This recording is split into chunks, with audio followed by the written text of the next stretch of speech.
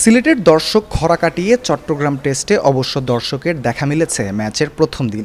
সকাল থেকেই টিকিট কাউন্টারে দর্শকরা আনাগোনা করেছেন, কেউ বা টিকিট কিনতে, আবার কেউ বা টিকিটের মূল্য জানতে। এই অর্থে দর্শক কম হলেও সিলেটের চেয়ে বেশি, এটা অন্তত বলাই যায়।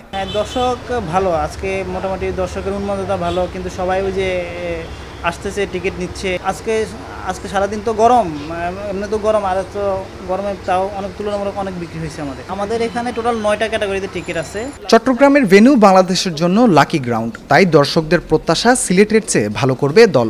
আশা করি লাস্ট ম্যাচে যেটা হয়েছিল, আই থিঙ্ক বাংলাদেশ থেকে এটা আশা করতে এই ম্যাচ জিতে কামব্যাক করবে। আমরা রেগুলার আসি, একটা প্রত্যাশা নিয়ে আসি বুক ভরা, যে আমাদের মন ভরা সাপোর্টার টিম জিতবে। আমাদের মনে করেন এই প্রত্যাশার থেকে আমরা কি রেগুলার আমরা একটা ভালো ফিউচার দেখতে পারি বাংলাদেশে। ইনশাল্লাহ আমরা তো বরাবরের মতোই জিম্বাবুর কাছ থেকে আমরা জয় হাসিল করি, ইনশাল্লাহ এবারও হাসিল করবো ইনশাল্লাহ। চট্টগ্রাম টেস্ট দেখতে সুদূর নীলফামারী থেকেও এসেছেন দর্শক। টেস্ট ম্যাচের মতো খেলায় যেখানে দর্শক পাওয়া কঠিন, সেখানে এমন নজির চোখ কপালে তোলার মতো বিষয়। এছাড়াও সাকিবকে মিস করছেন বলেও জানান তারা। মূল উদ্দেশ্য হচ্ছে কি, আমাদের এক ফ্রেন্ডের মাঠ ছিল, মাঠ দেখার অপেক্ষায় আমরা কক্সবাজার ঢুকবো।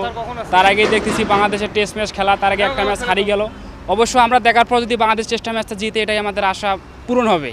আমার সবচেয়ে মিস করার বিষয়টা হচ্ছে 75 যদি বাংলাদেশে কামব্যাক করতো, আমি অনেক আমার মতো হ্যাপি হইতো না। এবং বাংলাদেশে অনেক 75 পছন্দের প্লেয়ার একটা সব অনেক ছেলে আছে। কড়া নিরাপত্তায় চলছে মাঠের কার্যক্রম, তবে অভাব প্রচারণার। দিন গড়ানোর সঙ্গে সঙ্গে স্টেডিয়ামে দর্শক বাড়বে, এমনটাই প্রত্যাশা সবার। রাফিউল ইসলাম রাতুল, দেশ টিভি, চট্টগ্রাম।